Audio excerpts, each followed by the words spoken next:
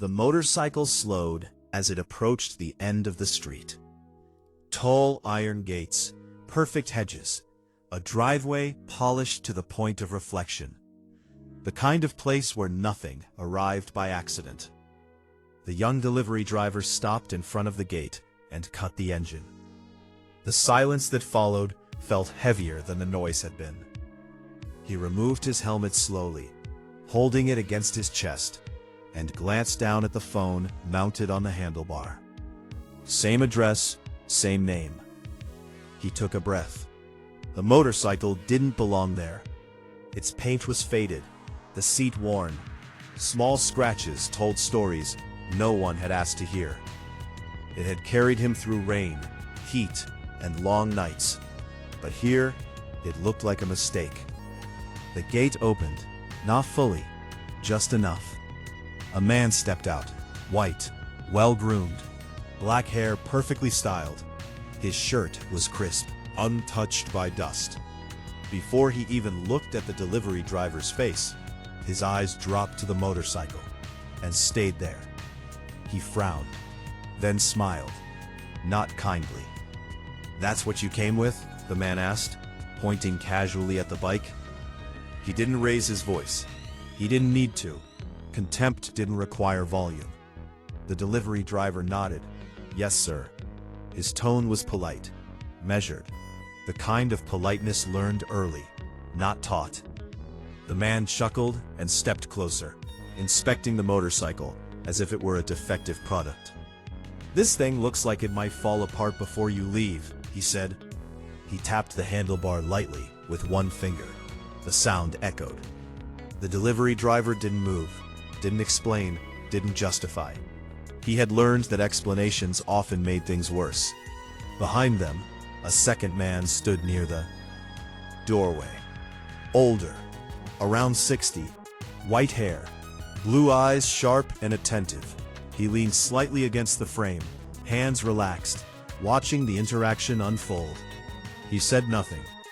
The wealthy man finally looked up at the delivery driver's face. Young, calm, quiet. Too calm, maybe. "How old are you?" he asked suddenly. 20, the delivery driver replied. The man laughed again. "That makes sense," he said. "Young enough to think this is acceptable." He gestured broadly toward the motorcycle. He reached out and took the package from the delivery driver's hands without waiting. Didn't check the label, didn't say thank you. "You know," the man continued, "people notice these things." He walked toward the driveway, still holding the package. First impressions, standards, presentation. The delivery driver stood where he was. Helmet still held against his chest, waiting. The older man's eyes moved between them. Not with anger, with evaluation.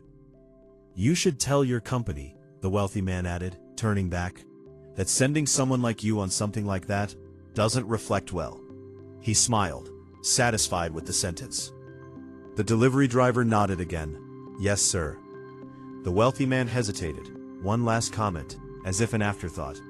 "Ambition matters," he said. "You'll understand that one day."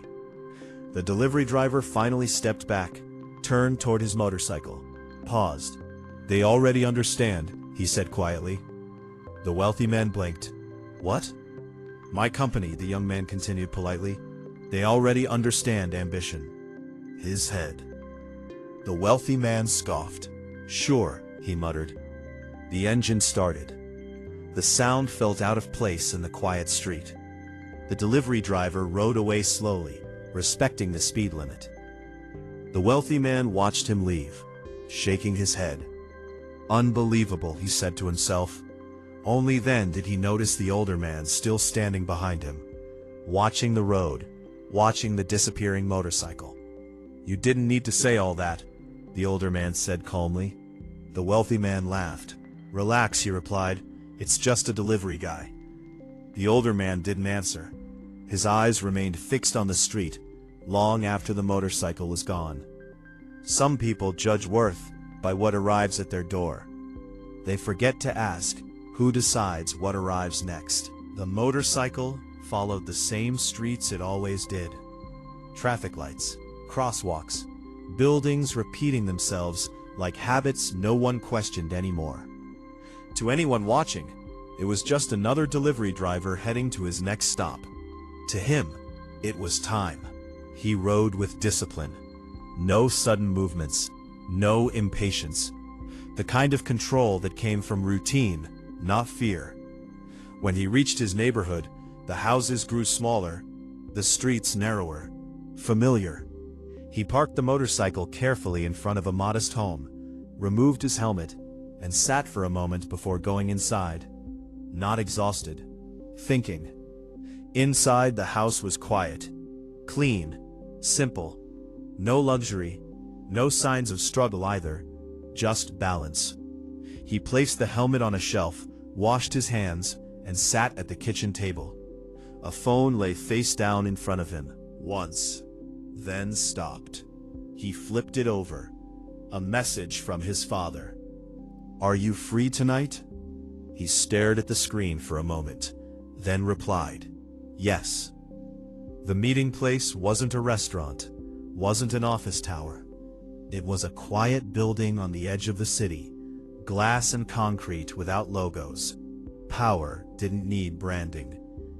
The young man arrived early, as always. He parked the motorcycle discreetly and entered through a side door.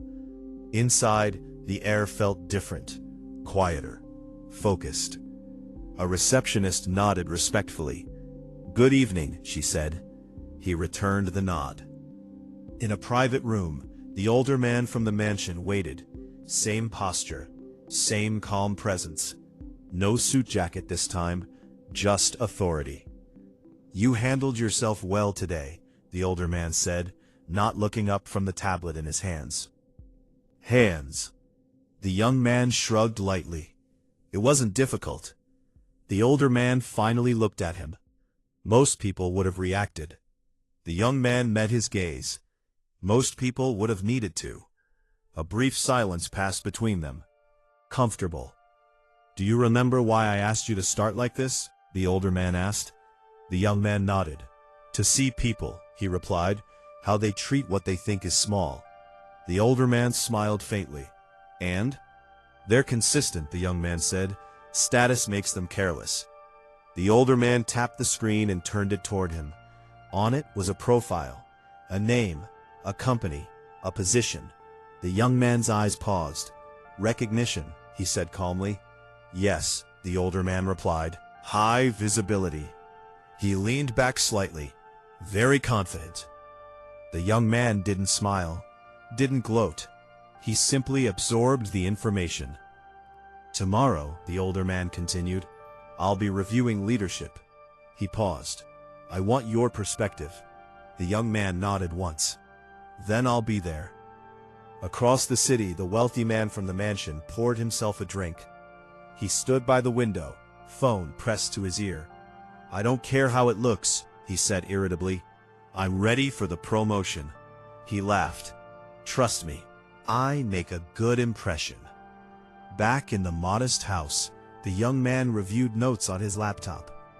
Not financials, behavior, patterns, consistency. He closed the laptop and leaned back in his chair. He didn't feel anger. Anger distracted. The next morning, the city moved quickly. Meetings scheduled, agendas printed, decisions waiting to be made.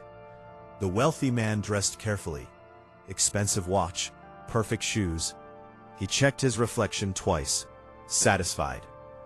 The young man dressed simply, no uniform, no display, just intention. Two lives moved toward the same building, one confident in appearance, the other certain of outcome. Some people believe power announces itself. Others learn too late that power prefers to arrive quietly. The building stood taller than most around it. Glass, steel, silence. The kind of place where decisions were made quietly and consequences traveled far. The wealthy man arrived early, earlier than usual. He stepped out of his car, straightened his jacket, and glanced up at the building with satisfaction. Today mattered. Inside, the lobby smelled of polished floors and expensive restraint.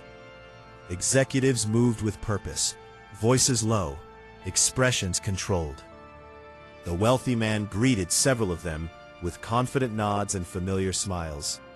He belonged here, or so he believed. He took his seat in the conference room near the center of the table, not at the head, but close enough to be seen, close enough to matter. Folders lay neatly arranged in front of each chair. Printed agendas, names, timelines, everything suggested order. The wealthy man arrived early. Man leaned back slightly, crossing his arms. He glanced around the room, recognizing faces, measuring status. He felt comfortable, too comfortable. Across the city, the motorcycle rolled to a quiet stop behind the same building. The young delivery driver parked carefully, removed his helmet, and sat still for a moment. Not gathering courage, just aligning himself. He entered through a side entrance. No badge, no escort. Just a quiet nod from security. Inside the conference room, conversations softened. Not because anyone had announced anything, because something had shifted. The door opened. The young man stepped in. No uniform, no motorcycle gear. Just clean, simple clothing. Neutral, intentional. A few heads turned, then turned back, dismissed. The wealthy man noticed him last. His eyes flicked toward her. Door paused for a fraction of a second, then froze. Recognition hit slowly, like a delayed echo. The motorcycle, the helmet, the voice. His stomach tightened. No. He forced his gaze away. Coincidence. The young man took a seat near the end of the table, not claiming attention, not shrinking either. The room settled. Murmurs faded. The door at the head of the table opened again. The older man entered. 60 years old, blue eyes, calm authority that didn't require introduction. Every conversation stopped immediately. He took his place at the head of the table without speaking, looked around once, slowly. "Let's begin," he said. The meeting started with numbers, projections, charts. The wealthy man followed along confidently, occasionally adding comments, offering suggestions. He spoke well, persuasively. But every time he spoke, his eyes drifted back to the young man, who listened, silently. The wealthy man's confidence began to thin. His sentences grew longer, more defensive. At one point, he cleared his throat. "I'd like to address performance metrics," he said. The older man nodded. "Go ahead." The wealthy man stood, straightened his jacket. "This quarter shows strong leadership at the regional level," he began. He gestured toward the screen. "I've ensured standards are maintained." The older man listened, expression unreadable. When the wealthy man finished, the room was quiet. Too quiet. The older man turned his head slightly, looked toward the young man. "Your thoughts?" he asked calmly. The wealthy man's breath caught. Eyes met his father's gaze, then looked around the room. "I spent the last few weeks observing how standards are applied," he said. His voice was steady, measured. He didn't rush, didn't soften his words. "I looked at how people are treated when they believe no one important is watching." The wealthy man swallowed. The young man continued. "I noticed a pattern." He turned his gaze directly toward the wealthy man. Not accusing, just precise. "Respect is often reserved for what looks expensive," he said, "and withheld from what looks replaceable." The room stiffened. The wealthy man tried to smile, tried to interrupt. But the older man raised a hand. "Continue," the older man said. The young man went on. "I met someone recently. Someone who made assumptions based on appearance alone. Confident enough to humiliate without hesitation." Every eye shifted. The wealthy man's face drained of color. The young man didn't raise his voice, didn't dramatize. That interaction told me more about leadership than any report. The older man nodded slowly. "Thank you," he said. He turned back to the room. "Leadership review will proceed accordingly." The wealthy man's heart pounded. He opened his mouth, then closed it. For the first time in years, he wasn't sure what to say. The meeting moved on, but the wealthy man didn't hear another word. He sat there, frozen in his chair, realizing something irreversible had happened. Not publicly, not loudly, but permanently. Some people believe humiliation ends when the door closes. They forget how far silence can travel. The meeting ended without applause. Chairs moved softly. Folders were closed. Voices returned, but lower than before. Something had shifted, and everyone in the room knew it. The wealthy man remained seated as others stood and began to leave. No one looked at him directly, not out of respect, out of discomfort. He adjusted his jacket once, then again. The fabric felt tighter than it had an hour earlier. The older man stayed seated at the head of the table, calm, unmoved. He waited until the room was nearly empty. "Stay," he said quietly. The wealthy man froze. The young man stood near the window, hands relaxed at his sides, eyes fixed on the city below. He didn't look back. The door closed, the sound echoed. The wealthy man cleared his throat. "If this is about earlier," he began. A hand. "Sit," he said. The wealthy man sat, slowly. "I built this company on one principle," the older man said. "Consistency." He leaned back slightly. "I treat clients, employees, and partners the same way, regardless of what they arrive in." The wealthy man nodded quickly. "Of course," he said. "That's exactly what I believe as well." The older man didn't react. He turned his head slightly toward the young man. "Tell him," he said. The wealthy man's eyes followed, landed fully on the young man for the first time, really looked at him, not as an interruption, not as a detail, as a presence. The young man turned. His expression was calm, not angry, not satisfied, just resolved. "Yesterday," he said evenly, "I delivered a package to your house." The wealthy man swallowed. "You laughed at the motorcycle," the young man continued. "You spoke about standards." He paused. "You assumed I represented something small." The wealthy man's face flushed. "I didn't know," he said quickly. "That's the point," the older man interrupted. Silence returned, heavy. "You didn't know," the older man repeated, "and you didn't care to." The wealthy man leaned forward. "I was under stress," he said. "I didn't mean anything by it." The older man's eyes hardened slightly. "You meant exactly what you said." He stood, walked slowly to the window, looked out. "For years," he said, "I've watched people climb here by learning the right language." He turned back. "Few learn the right values." The wealthy man's voice trembled. "I've given everything to this company," he said. "My results speak for themselves." Nodded. "They do." A pause. "And today, they spoke clearly." The wealthy man's breathing quickened. "What are you saying?" he asked.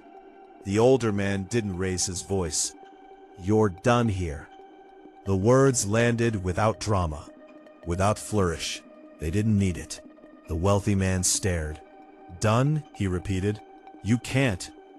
"I can," the older man said calmly. "And I am." The wealthy man turned toward the young man, desperation replacing confidence. "Please," he said, "I didn't know who you were." The young man met his gaze. "I know," he replied. "That's why this matters." The wealthy man stood abruptly. "This is a misunderstanding," he insisted. "I deserve another chance." The older man picked up a folder from the table, opened it, slid it forward.